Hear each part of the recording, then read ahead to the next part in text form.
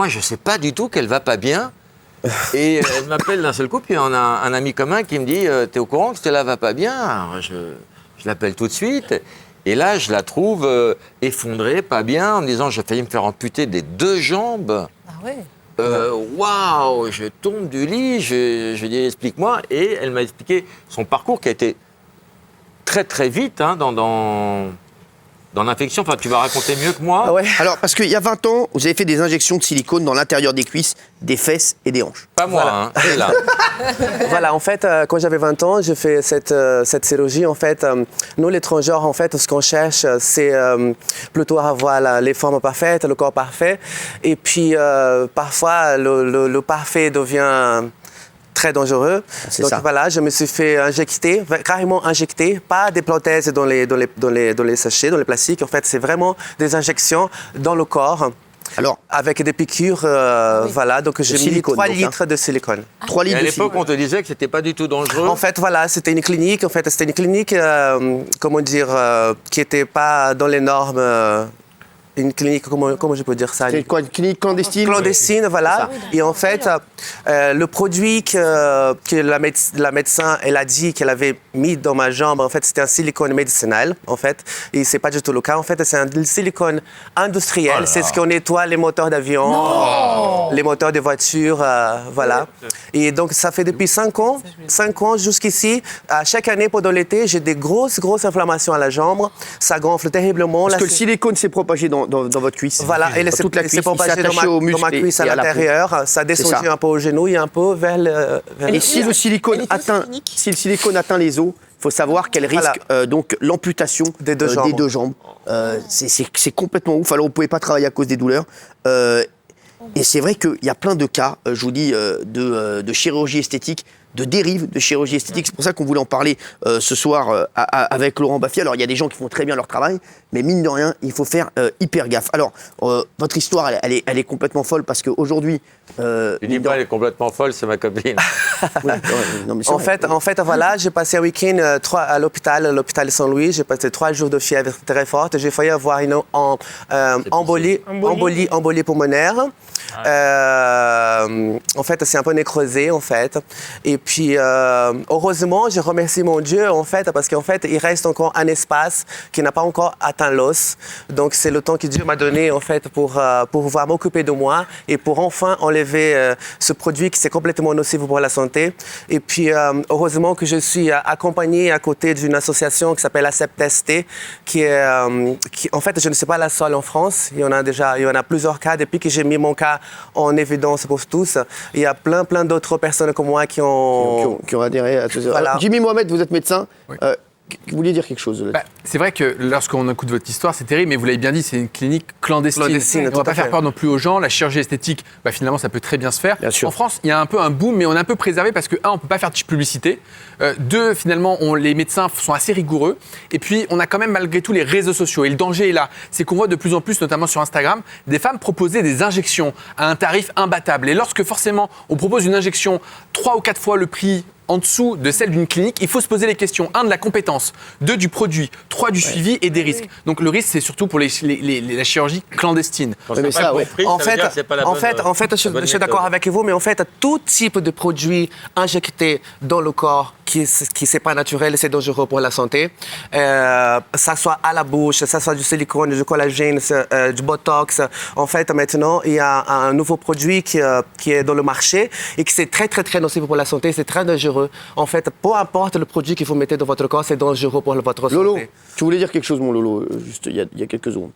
Pardon? Tu voulais dire quelque chose, mon Lolo, il y a 2 secondes, avant que Jimmy prenne la parole. Non, parce que pourquoi... Je voulais savoir le nom du produit dont tu parles, le nouveau produit, peut-être pour alerter les gens. Ça ressemble au scandale des prothèses mammaires. Voilà, Exactement. c'est ça. Avec des gens qu'on a peur en disant vous inquiétez pas, ça bougera pas, ça peut pas bouger, ça fait 20 ans, mais il n'y a pas de recul, non, Lolo, pourquoi tu as décidé, toi, vraiment, de t'investir C'est mon amie, elle m'appelle il y a 2 jours, elle a failli mourir. Et elle me dit, il faut le dire parce que je ne suis pas le seul transsexuel dans ce cas. C'est ça. Et ça ne touche pas que les transsexuels, ça touche les toutes femmes personnes aussi, qui reçoivent les des hommes. injections. Et elle me dit, Lolo, faut le dire, il faut faire passer l'info. Donc qui j'appelle? Moi, j'appelle mon pote Cyril qui me dit, viens immédiatement. Donc voilà, je Il y a une association. je suis pas le Oui, on en a porte-parole. déjà parlé, Christine. Oui, on vient de le dire, Il est l'association. parrain. Oui, Moi, je suis parrain de c'est ça, de l'association. l'association. dont on vient de parler. Gilles Verdez. Là, oui. Est-ce que vous avez pu vous retourner contre la clinique et le praticien En fait, à l'époque, la période, j'avais 20 ans, vous savez, et puis en fait, je savais, en fait, en réalité, je savais pas que c'était une clinique clandestine. C'était un docteur qui est venu en fait de l'Argentine et qui a installé un cabinet. Donc voilà, en voyant mes amis, mes copines, en train de faire, ils sortaient de là toute belle et tout ça. Et en fait, voilà, ils m'ont entraîné, j'ai tombé dans le piège, et puis voilà, j'ai cédé à Ah oui, c'était il y a 20 ans, elle s'est dit, bon, moi, je vais y aller. Alors, il y a eu des choses hyper graves qui sont passées, je vous le dis, dans les cas d'opérations de chirurgie esthétique. Je voulais vous montrer un extrait qui est assez fort. C'est celui de Fabienne, qui a perdu sa fille, partie faire une opération de chirurgie esthétique en Tunisie. Alors, je vous le dis, en Tunisie, il y a des très très bonnes cliniques. Il ne faut pas généraliser. C'est vrai que, mine de rien, sont même peut-être les meilleurs. Là-bas, ils font des trucs. Les médecins sont les mêmes. Ils sont plutôt très très bons. Mais elle, c'est vrai qu'elle a eu un drame. Regardez. Fabienne est contre la chirurgie esthétique. C'est donc en secret que sa fille s'est envolée pour la Tunisie avec une amie. Sur la table d'opération, Marjorie meurt d'une embolie pulmonaire. Elle était pourtant en bonne santé. Impossible de savoir ce qui a causé cette complication. Le compte-rendu opératoire a été bâclé. Fabienne a porté plainte contre X pour homicide involontaire. De belles photos, des prix attrayants, mais ça vaut pas le coup de mourir. De faire ça, non, ça vaut pas le coup. Voilà, donc c'est vrai qu'il faut faire très très attention sur la chirurgie esthétique. Alors, la plupart du temps, ce sont des bonnes cliniques. Là, on voit ce qui est arrivé à Stella. C'était en plus il y a 20 ans. Là, 20 ans après, Stella, elle vous l'a dit, elle est en danger. Elle risque de se faire amputer des 2 jambes. Stella, aujourd'hui, qu'est-ce qu'on peut faire? Qu'est-ce qu'il est possible de faire? Et qu'est-ce que vous allez faire? Je sais que j'ai entendu parler d'une opération pour retirer le silicone qui peut se faire soit en France, voilà, soit en Colombie. Voilà, en fait, en France, il y a des médecins extraordinaires. Vraiment, en France, nous avons presque c'est les meilleurs médecins au monde. Mais en fait, pour mon cas, pour ce genre de situation, en France, ils ne sont pas encore au point. Je ne sais pas si le docteur peut me dire, même si vous connaissez, je ne sais pas. En fait, en France, ils ne sont pas encore habilités pour ce genre d'opération. Donc, je fais le tour du monde, en fait, de toutes les personnes que je connais, des personnes qui ont eu le même cas que moi, partout dans le monde. Donc, il y a un seul nom qui vient, c'est le docteur Ramirez. C'est à Bogota. C'est à Bogota. En fait, il fait une nouvelle technique pour, en fait, parce que lui, il a déjà eu des cas comme ça. Voilà. Il sait gérer le silicone industriel. Voilà, c'est ça. Donc, il a une technique parce que le silicone, le polymorose, en fait, scientifiquement parlant, polymorose, en fait, il devient très dur.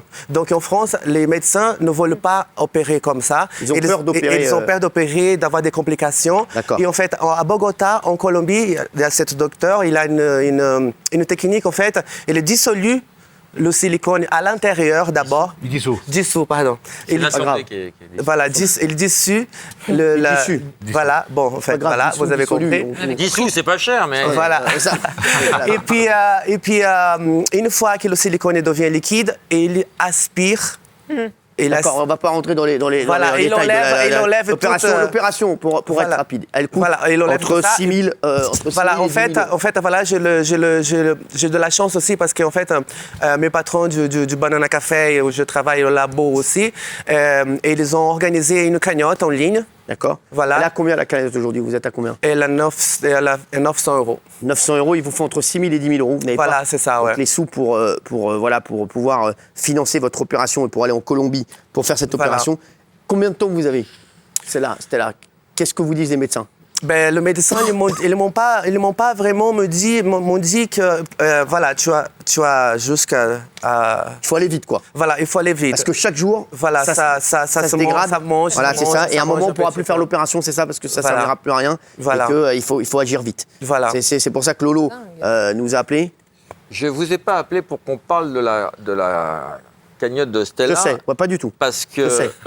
Non, il nous a appelé pour parler du truc. Ça, c'est réglé. La cagnotte de Stella, c'est réglé. D'accord. Bravo Lolo. Bah. Non, c'est pas ça l'histoire. C'est pas ça l'histoire. On vous a appelé pour parler En fait, pour sensibiliser les personnes, la nouvelle génération. Il y a peut-être des gens qui s'apprêtent à faire ça. C'est ça, parce qu'on ne vous demande pas du tout d'argent. Et Laurent n'est pas venu ici pour vous demander de l'argent. À part peut-être à Gilles Verdès, parce que bon, il est blindé, mais c'est tout. Et en fait, depuis que j'ai exposé mon cas, il y a plein d'autres personnes, femmes transgenres, qui m'envoient des photos, qui m'envoient des témoignages, qui souffrent terriblement. Et qui ne peuvent pas, mine de rien, se faire opérer parce que l'opération coûte très très cher. Donc faites attention à la chirurgie esthétique, vraiment. Et Lolo, encore une fois, je vois que t'es vraiment une bombe de mec. Non, mais c'est vrai, voilà, parce que tu penses toujours aux autres. C'est mon ami. Non, mais tu penses pas qu'à Stella, tu penses à tous les autres gens. Oui, mais Stella est mon ami. Voilà, oui, mais les autres gens aussi, c'est tes amis. Bien sûr. Évidemment, tu me dis ça, puis à la seule émission, tu reçois des personnes que personne ne reçoit. Personne. C'est vrai. Bon, Lolo, mais voilà, si on peut t'aider là-dessus. Et Lolo, il pense toujours aux autres. Je passe par remarquer, mais ta voisine, il manque une jambe. Ouais, je sais. Mais elle est belle comme ça. Patron, attention. Co-animatrice, attention. C'est la seule émission qui fait ça, la seule. Ouais, mais c'est vrai, il faut le souligner. Eh ben oui, il faut le souligner. On kiffe, ma chérie. Lolo, en tout cas, merci. D'ailleurs, je voulais remercier de m'avoir donné l'opportunité de venir dans votre émission pour parler de ce sujet aussi compliqué. Merci, mon patron. Aussi, Laurent. Le patron. Oui, depuis la pièce. Voilà. Oui, c'est vrai. Merci Alexandra. C'est mon surnom, c'est pas mon employé, c'est mon surnom. Alexandra et toute ton équipe, ils étaient vraiment au petit son avec moi. Merci beaucoup. Et voilà, et merci de m'avoir entendu. Je voudrais dire, Saïda, je vais te laisser le mot de la